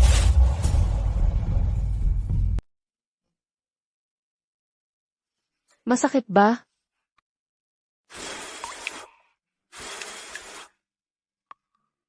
Ihip lang ako. Mawawala na ang sakit. Masakit ba? Hindi masakit.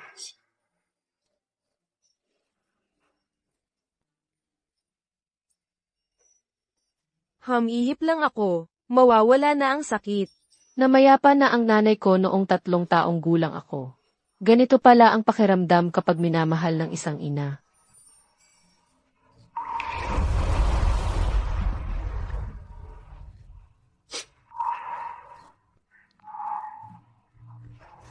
Bakit kamukha mo ang aming Isabel? Hindi pa kumakain si Isabel. Gutom ka na ba, Isabel?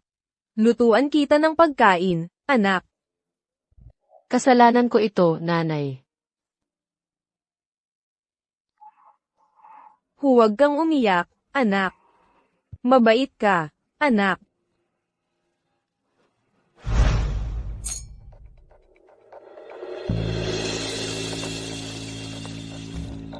Ay Isabel, nauwi ka rin. Ngayon, ay ang araw ng pagbisita ng ate at bayaw mo sa magulang. Magkakasama tayong magkakapamilya para magsaya. Sino bang nagsabing magkakapamilya tayo? Naku, Isabel, ano man ang nangyari noon, magkadugo pa rin tayo. Paano mo nasabi yan? Matagal nang may problema sa pag-iisip ang nanay ko. Maraming taon na. Walang sinuman sa pamilyang ito ang hindi alam yan. Hindi ko rin inaasahan na ituring ninyo siyang tao. Dahil lahat ng ito ay dahil sa inyo. Pero ikaw, Andrea, sinasaktan mo ang isang taong may kapansanan sa pag-iisip. May sense ba yan? Iginagalang ko si Tita Elena bilang nakatatanda. Ikaw na anak, hindi mo siya inaalagaan. Ako pa ang nag-uwi sa kanya at nagpalipas oras kasama siya. Hindi ka pa nagpapasalamat at siya mismo ang hindi malinaw ang pag-iisip. Inilagay niya ang metal na chopstick sa kalan.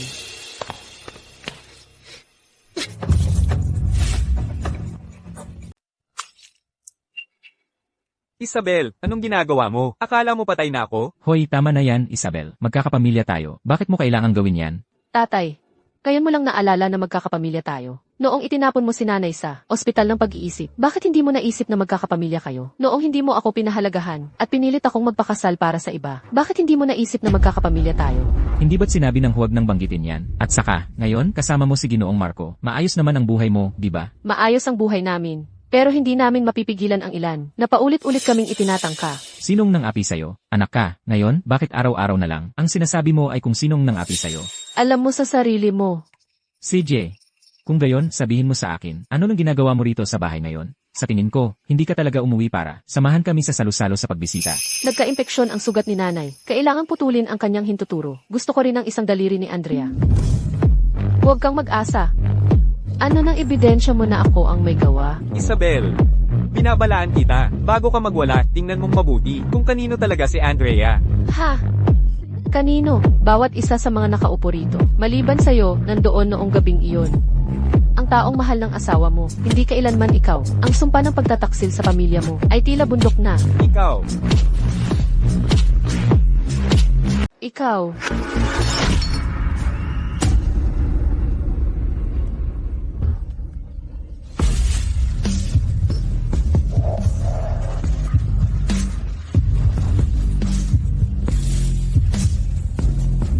Ano nang ginagawa mo rito?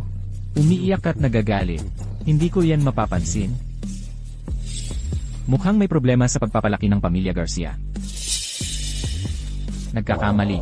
Marco, wala kang karapatang magsalita. Tumahimik ka. Hahaha. Ginoong Marco, pasensya na sa abala. Pag-uusapan ko itong mabuti sa anak kong babae. Hindi na kailangang maghintay.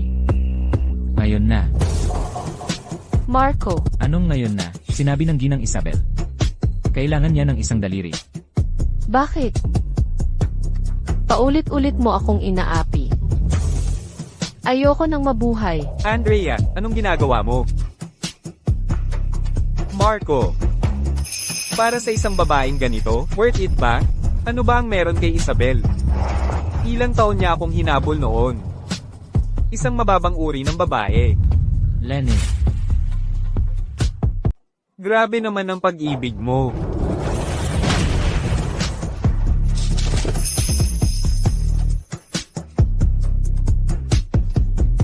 Tao.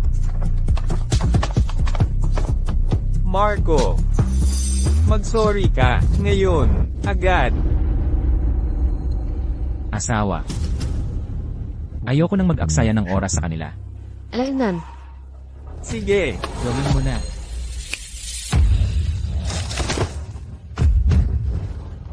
ano ba ang ginagawa ninyo? Tumayo kayo. Paumanhin at nahuli ako. Tamang-tama ang dating mo. Ang buhay mo o ang mga daliri mo. Pumili ka. tatay, hindi mo pwedeng gawin to. Anak mo ako. Binan, kung gagawin mo to ngayon, puputulin namin ang relasyon namin sa'yo. Bakit mo kasi siya ginulo? Tatay, May nararamdaman ka bang pag-ibig para kay Daniel? bakit mo bigla tinatanong yan?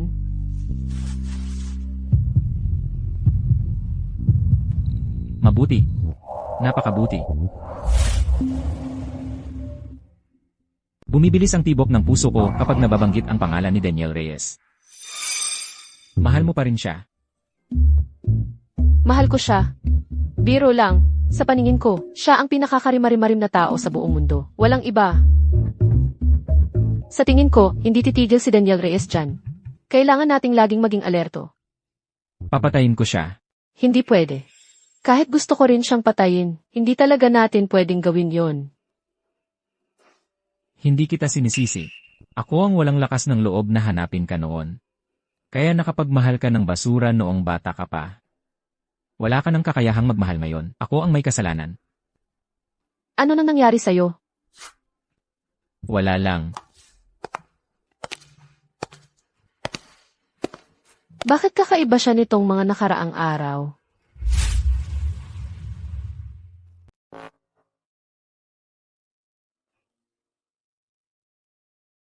Kung magpapatuloy tayo ng ganito, sa bandang huli, mapapahamak tayo sa mag-asawang iyan. Kung maghihiwalay sila ng laban, isang hampas lang, bagsak na, may butas tayong mapapasukan. Pero kung magsasama sila, hindi na tayo makakalaban sa kanila. May paraan ka ba para hindi magustuhan ni Marco si Isabel? Mga lalaki mahilig sa babae.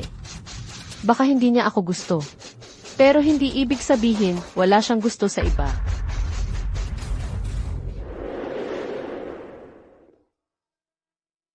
Selos. Ito ang pinakamadaling paraan. Para magkaroon ng pakiramdam ng pagmamayari ang isang babae sa'yo. Ang pinakamadaling paraan. Yung magandang reporter na pinadala ni Andrea. Hindi natin kailangang paalisin. Ano ang ibig mong sabihin? Dahil isinugo siya ni Andrea para tuksuhin ka, edi makipaglaro tayo, para mainis si Ginang Isabel. Epektibo kaya yan? Subukan natin para malaman. Ginoong Marco. Simulan na natin ang interview. Huwag dito. Masyadong liblib. Liblib. Lanan. Medyo liblib. Tara na sa sala. Dito na lang tayo mag-interview. Pero may tao dito. Kung hindi maginhawa, aalis na lang ako. Ayos lang. Kaya nga may tao ang kailangan. Sa mga nakaraang taon, maganda ang takbo ng Grupo de la Cruz, at hindi may kakaila ang naging kontribusyon ng inyong pagdedesisyon. Ginoong Marco, gusto ko sanang itanong, Ginoong Marco, sa lahat ng desisyon ninyo noon, mayroon bang isang bagay na kayang magdulot ng pagsisisi sa inyo? Meron. Halimbawa, Ang pag-aasawa. Pinagsisisihan ko ang aking pag-aasawa. pwede bang sabihin iyan sa harap ng ginang? Pinagsisisihan ko ang aking pag-aasawa. Ha? Sino ang tumatawag sa akin? Ginoong Cruz. Hindi ba kayo nagtataka kung bakit ko ikinagagalak ang aking pag-aasawa? Ako, medyo curious nga. Sabihin mo nga. Ginoong Cruz, may mga bagay na hindi magandang pag-usapan sa harap ng ginang. Lipat na lang tayo ng lugar.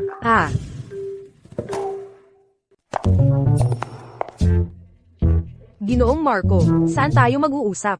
Uwi na tayo. Parang napaka-concern nyo po sa nararamdaman ni Ginang Isabel, Ginoong Marco.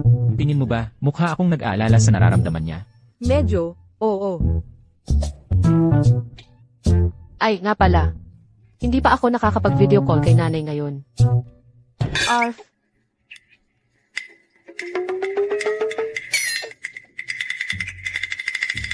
Ayos ka lang ba? Okay lang ako. Ikaw? Okay lang din ako. Bakit pareho silang nasasaktan? May koneksyon sila sa damdamin. Hindi rin ako sigurado nung una. Pero tuwing nasasaktan si Isabel, sama-sama rin ang pakiramdam ni Marco. Kung ganoon, kung mapapatay lang natin si Isabel, mamamatay na rin si Marco. Kung gagawin na rin lang, gawin na ng tuluyan. Tatay, kailangan mo kaming tulungan dito, tatay. Kami ng asawa ko at sina Isabel at ang asawa niya. Isang pares lang ang mabubuhay. Paano kung kami ang mabuhay? Gagawin naming masaya ang pagtanda mo. Nanay ni Isabel Garcia, sa pangangalaga ni Isabel ngayon, gumaganda na ang kalagayan niya. Kung magpapatuloy ito, may tsansa siyang gumaling. Pagdating ng panahon, baka sakaling patunayan niyang ako ang pumatay sa anak niya. Ano ang gagawin ko? Hindi pwede. Hindi ko pwedeng hayaan silang mabuhay. Ano, tatay? Nakapagdesisyon ka na ba? Lenny, CJ, sinusuportahan kita, anak. Salamat, tatay. Alam kong ikaw ang laging andyan.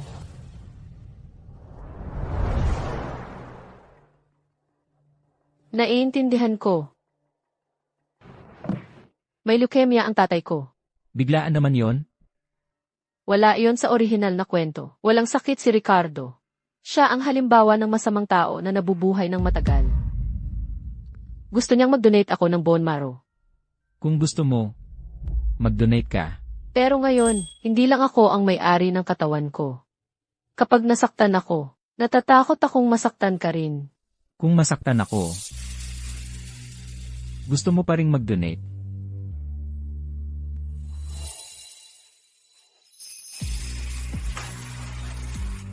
Handa ka pa ring mag-donate? Hindi siya kasing importante mo.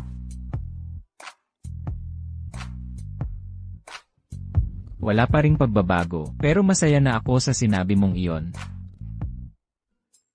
Wala akong balak mag-donate. Huwag mo akong isipin. Sa nakaraang buhay, aksidente kong pinatay ang iyong ama. Sa buhay na ito, dahil sa iyong ama, hindi kita hahayaang magkaroon ng pagsisisi. Ang ama at ang ama, iba-iba sila. Si Sofia ay may mabuting ama, pero si Isabel wala. Kaya pala dahil hindi maganda ang iyong ama. Kaya mas importante ako kaysa sa iyong ama. Lenny, Hindi ba't para lang magpanggap, para makita ni Isabel? Bakit kailangan pang maging seryoso? Nagpunta ka pa talaga para mag-donate ng bone marrow. Kung hindi ko ito gagawin, paano si Isabel madaling maniniwala? Ay, huwag kang mag-alala, pababaguhin ko ang resulta ng test para sabihin. Hindi tugma ang bone marrow. Talagang magdodonate siya ng bone marrow. Lumabas na ang resulta, hindi tugma ang bone marrow. Lumabas na ang resulta, hindi tugma ang bone marrow. Mas mabuting hanapin ninyo ang direktang kamag-anak para sa pagtutugma. Ako ang direktang kamag-anak niya. Imposible. Ano? Noong mga panahong iyon, nang ako'y iwan ng iyong biolohikal na ama, buntis na ako sa iyo. Kaya't napilitan akong lumapit sa asawa, buntis na si Ricardo Garcia. Para isipin niyang kanya ang bata. Kaya pala hindi ako ang panganay na anak. Kaya naman ayaw sa akin ni Marco. Bakit hindi mo sinabi noon pa? Ayoko bang bigyan ka ng tahanan, anak? Siya ang, si Ricardo Garcia, para makapangasawa ng mayamang dalaga, ay iniwan ako. Bakit hindi ko siya papag-aralin, ng aking anak? Huwag kang mag-alala, nanay. Tutulungan kitang pangalagaan ang tahanang ito, sa anumang paraan.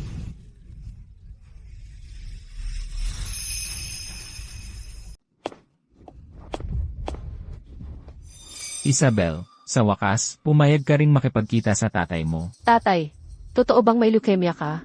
Siyempre, totoo yan. Kung ganon, ngayon na lang, dadalhin kita sa ospital ng Kumpanya de la Cruz para magpa-test. Ikaw, hindi ka naniniwala sa tatay mo. Gusto ko sanang magtiwala sa inyo, pero hindi kayo karapat-dapat pagkatiwalaan. Ganito ba ang ugali ng isang anak? May sakit ang tatay mo. Wala man lang pagtatanong, agad-agad sinasabi mong nagsisinungaling ako. Ako, Bakit ko gagawin sa iyo ang ganitong bagay? hindi naman kayo nagsisinungaling sa akin noon.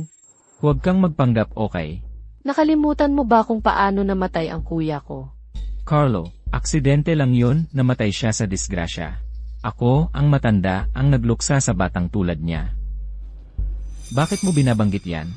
Ang kuya ko, hinabol ng mga tauhan mo. Kaya siya na aksidente at namatay. Nagsisinungaling ka. Alam mo ba kung bakit? Bakit? Hindi ko sinasabi sa'yo ito noon. Dahil, wala akong ebidensya noon. Anong ebidensya? Pinatay mo ang lolo ko. Nalaman ng kuya ko. Ere-report ka niya. Kaya lang, hinabol ang mga tauhan mo at nabangga hanggang sa mamatay. Wala kang basihan. Nagkakalat ka ng kasinungalingan. Nasa cellphone ko na ang lahat ng ebidensya. Huwag kang magtangka na magkaila. Nalaman din ng nanay ko ang katotohanan. Natakot kang isiwalat niya.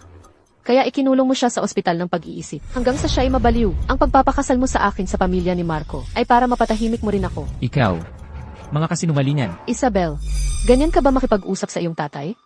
Andrea, sigurado ka ba na siya talaga ang iyong biyolohikal na ama? Ano ng kalokohan ang sinasabi mo? Ano nang ibig mong sabihin? Tanungin mo ang iyong kerida. Kamakailan ko lang nalaman. Hindi siya ang iyong tunay na anak. Sa lahat ng mga taong ito, nagtustos ka para sa anak ng iba. Kawawang tao. Ha ha ha.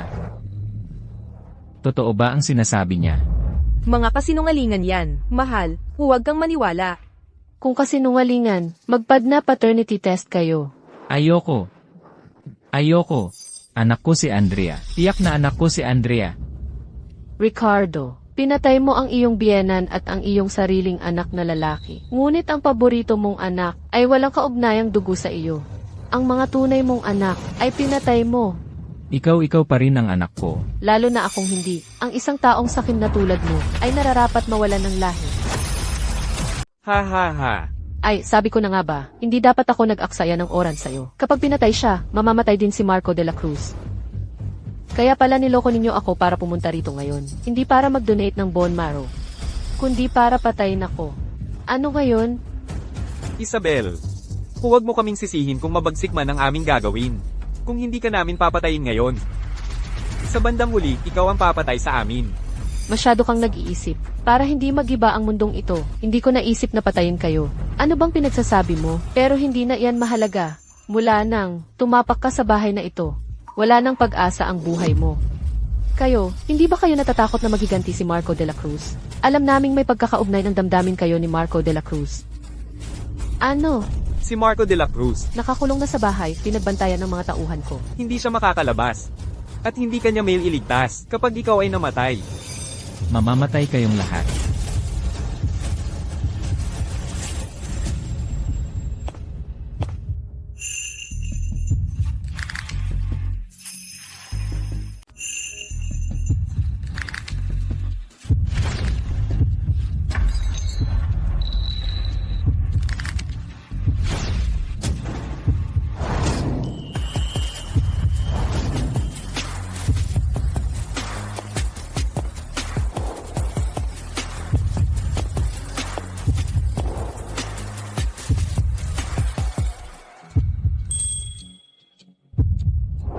Anong ginagawa mo rito? Walang makakapigil sa akin kundi ang pag-ibig.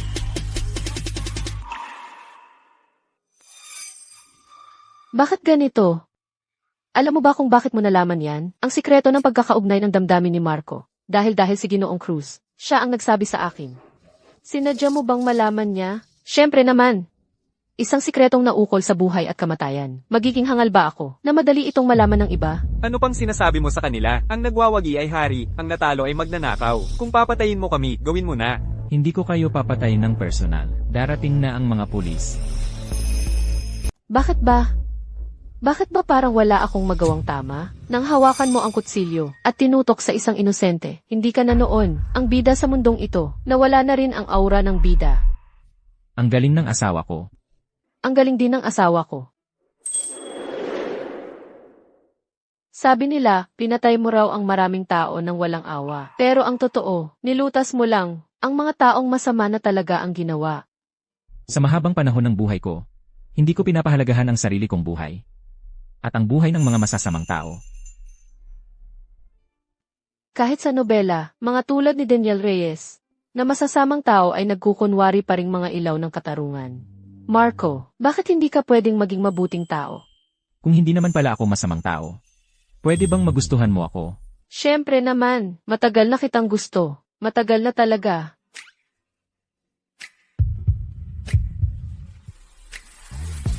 Sinungaling. Maniwala ka sa akin. Hindi talaga kita niloloko. Mahal na mahal kita. Sobra. Lene, Maniwala ka sa akin. data lang ang pinaniniwalaan ko. Anong data? Hindi ko sasabihin. Ay nako, sabihin mo na sa akin. Sabihin mo.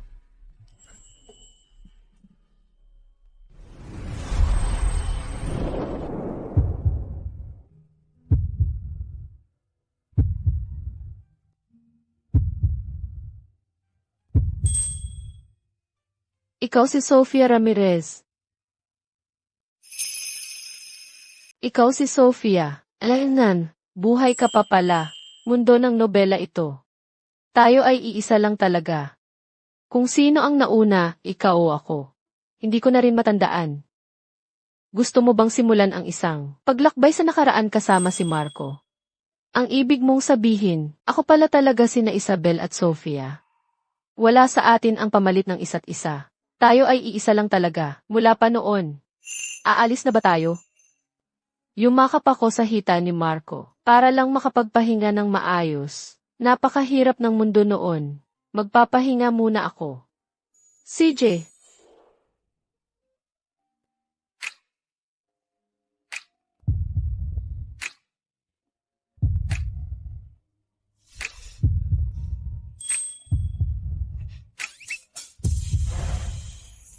Bakit mo ako itinulak? Ang laki ng pagbabago. Ano nang nangyari? Wala lang.